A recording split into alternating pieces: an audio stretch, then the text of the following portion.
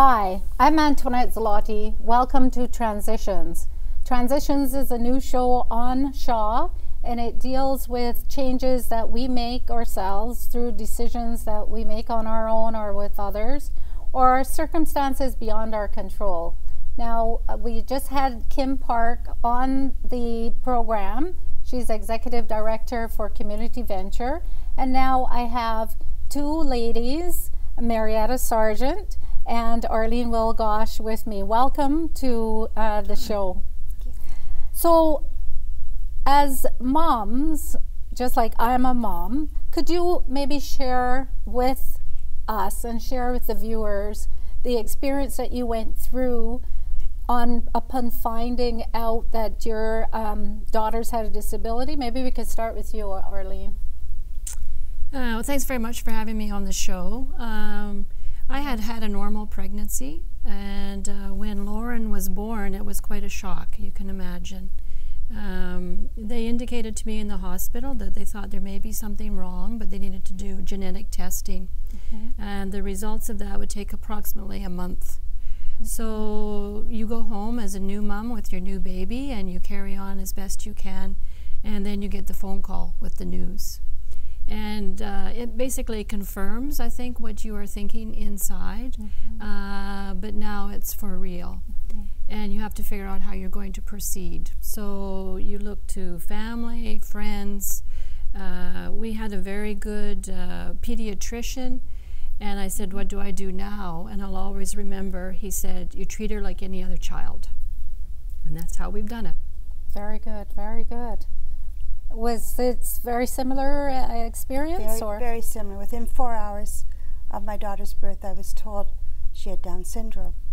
And so I was shocked, but I was also able to draw on some strengths that I had, and I had good family support around me too. And so we were told also the same thing by the genetic specialists, that just take her home and treat her as you would any other child, and we did exactly that. Well, it sounds like that was very good advice, because and I was speaking to Arlene just yesterday, and you were telling me that actually your daughter has been enjoying being in the Community Venture program. Could you maybe, now she's how old now? She'll be 30. Okay, so she'll be 30. So she must have gone through a number of programs over the years. And your daughter is? 34. 34. Oh, okay. So Lauren went through the school system here in Winnipeg? Yes, in the St. James School Division, elementary, middle, and then into high school at John Taylor. And it was in John Taylor High School that we were first introduced to the Community Venture program, and became very interested in the program. I visited other programs, but Community Venture was the one that really worked for us. So Lauren's been involved in the outreach program when she was still living at home, transitioned from school, high school, into the day program, and since 2010, January 2nd, I remember, she's now in the residential program. So she lives in an apartment, or? She lives in a single family home with two other ladies, supported by staff from Community Venture. That's fantastic. That's really great. And so does she celebrate the anniversary of moving out, or what? Well, you know, sometimes you think maybe that she doesn't want to leave home, or if she's been with us for a vacation, that she's, you know, doesn't really want to go back. But then as soon as she gets to the door, she will bring me my purse and tell me it's time to go. Oh, I see. Because she's very happy where she is. That's very good. Very good indeed. Yeah. How about yourself, Mary? Well, Mary Jane is still living at home. And for us, she went through the St. James School Division all the way through to John Taylor as the final school also. And what a joy it was to have a program in the schools for that. When she turned 21, when she was finished school, we threw a party for the school system and her Special Olympic system and all the people around her to just celebrate that final moving on, because her brothers had got married and she thought she should have a wedding too. But we had a party. But then she was into some programming, and then we moved out of the province. And at that time, she fell behind in her skills, especially her speech, which was, of course, one of the things that she's quite delayed in.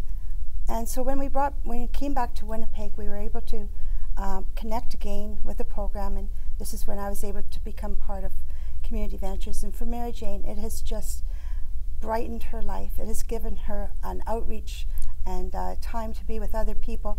She has made such friends there. She always wants to go. Every day I ask her, how was your day? Awesome, great, we had a great day. And there's so many activities that she's a part of. And she has a bunch of friends that she calls her sisters.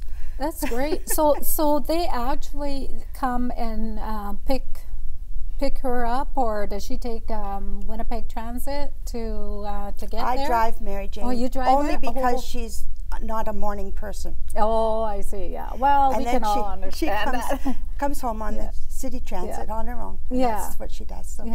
Yeah. No, that's really good. And Lauren takes a bus. There's a busing system and she actually comes from the other side of Henderson Highway over towards the Grace Hospital. So it's quite a journey for her. Yeah. She enjoys it.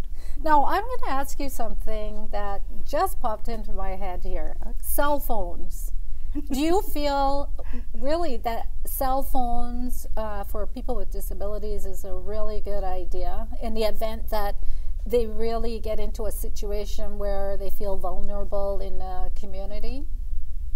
I think it would depend on the level of functioning of the individual. For Lauren, a cell phone would not work. No. So would she be maybe dialing mom number 2 if she had to press number 2 to get to you a lot, or? Yeah, I think she's very trusting of situations. I see. And so she would need to recognize that this was a situation. And as a mother, I've tried to make sure she's not ever exposed to those types of situations. Yeah. And Community Venture, I feel very safe, and I feel very confident that she is safe. Perfect. And for yourself, what do you think? Mary Jane has a cell phone, and what the plus is for her is she's texting. And that is helping her spelling so great. And she texts some friends of hers from work. She knows that at Community Ventures, that phone goes in the locker, though. When she gets there. It's supposed to. So I have to wrap up, but I'd like each of you to just, if you had one thing to say to new parents, expecting parents or parents of newborns, what would you say? Having a child with a disability can be a challenge, but it's also an opportunity to see the world through a different set of eyes and understand the supports that are there for you, and the fellowship that comes from having a child with a disability.